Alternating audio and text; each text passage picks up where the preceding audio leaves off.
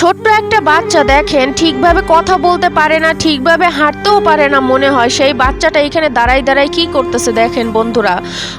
এটা কিন্তু হচ্ছে একটা ইন্দোনেশিয়ান স্কুল, যেখানে দেখা যাচ্ছে যে অনেকগুলো বাচ্চারা একটা রুমের ভিতরে, যেখানে কলে পানি দিয়ে তারা কি করতেছে একটু দেখেন, খেয়াল করেন ভিডিওটা, তাহলে বুঝতে পারবেন।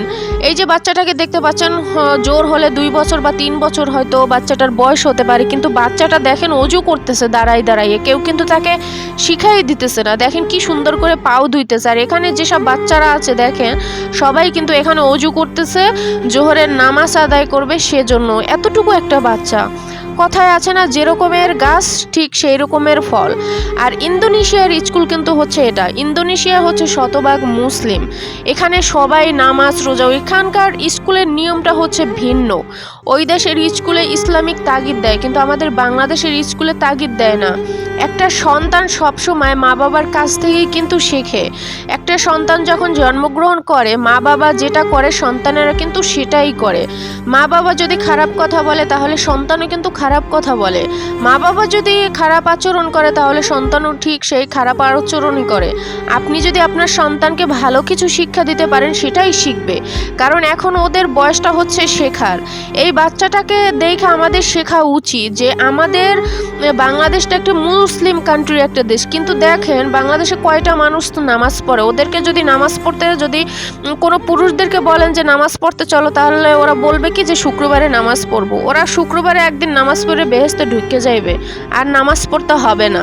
আর যদি মহিলাদেরকে বলেন তাহলে বলবে কি যে আমার জামা কাপড় ভালো না, আমার মাথা ধোয়া নাই, আমি শুক্রবার থেকে মাথা টাথা ধুয়ে তারপরে নামাজ পড়বো।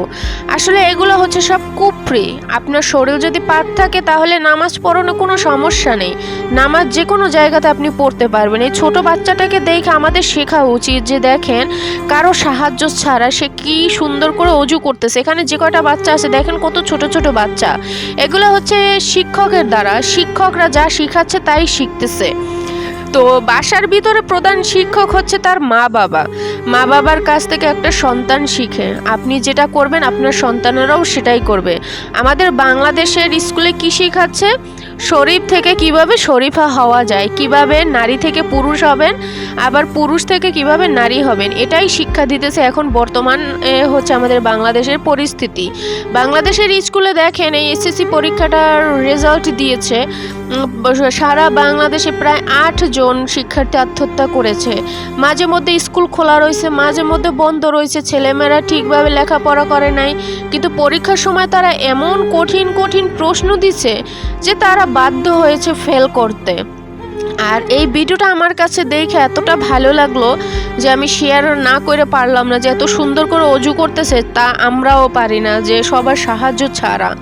তো এই ভিডিওটা যদি আপনাদের ভালো লাগে বিন্দু পরিমাণও, তাহলে শেয়ার করে অন্যকে দেখার সুযোগ করে দিবেন। আর ছেলেটার জন্য সবাই দোয়া করবেন। মাশাআল্লাহ, এরকমের ভিডিও কিন্তু সচরাচর দেখা যায় না।